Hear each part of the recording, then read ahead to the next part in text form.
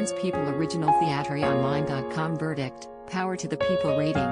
He never became a national treasure, but about the same time Alan Bennett's Talking Heads were launched on TV in the 1980s, playwright Peter Barnes had his own set of one-person vignettes on talent. Back then, they starred Jeremy Irons, Judi Dench, Alan Rickman and Anthony Sher.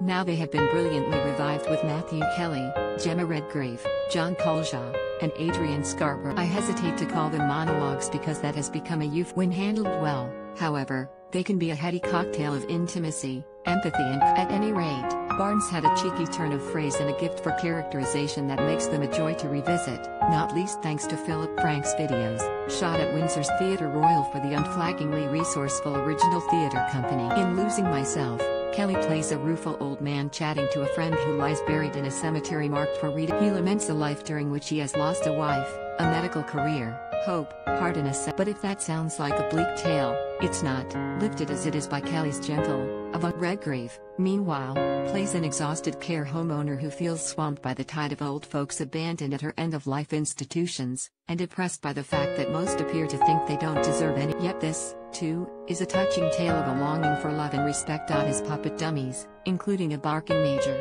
a larky Irishman, a sweet old lady and a teasing alter ego, try to lift his spirits by becoming an outlet for his. Once more, though, far from being depressing, it's another fortifying and inventive turn. My pick, though, is Adrian Scarborough, playing a royal footman in A True Born. The original starred Sher but was deemed too close to the bone in the 1980s and never. It's a hilariously tongue-in-cheek portrait of a keeper of the first door at Buckingham Palace. Scarborough recalls a crisis with a sweaty hand on a slippery royal doorknob, and the personal injuries occasioned by 30 years of bowing and scraping. Prices start at £10 for each 25-minute show, or £20 for the lot.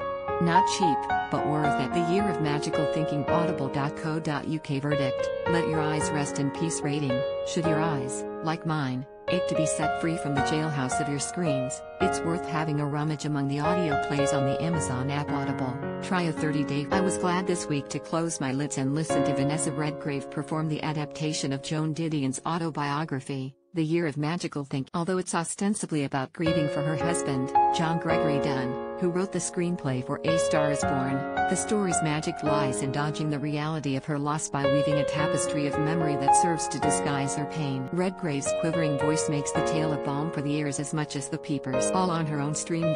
Theater verdict, D's a delight but the story's slight rating, I'm usually delighted to see but not even she can redeem Terence Rattigan's solo show All on Her Own.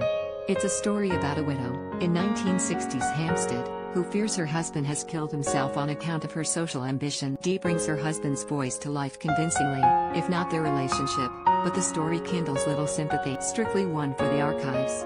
The Color Purple Curve-in-line.co.uk verdict, Seeley the Survivor rating, having seen off a legal challenge from Seyi Omoba, the actor originally cast as their leading lady, Curve Online triumph again on stage with a really impressive revival of the musical based on Alice Walker's novel about a young woman in America's Deep South struggling to find herself as heroine. Seeley, Sean Williams is a model of tenacity, abused first by her stepfather and then her out of that suffering. Williams cultivates a performance of radiant dignity magnified by a voice that ranges from tender duets to lung-busting soul-numb. The show isn't just about suffering, though, and Carly Mercedes Dyer provides joie de vivre, in the shape of showgirl Shug Avery, who saved the music shadows Seeley's life through the first part of the 20th century, running from blues to soul, gospel to jazz, and a whole lot of R&B. Nuke Craig's fluent production uses the Curve's empty auditorium to heighten the theatricality, while Mark Smith's choreography adds style and swagger, with raunchy solo turns and ecstatic company. The only thing missing is, you guessed it, an audience.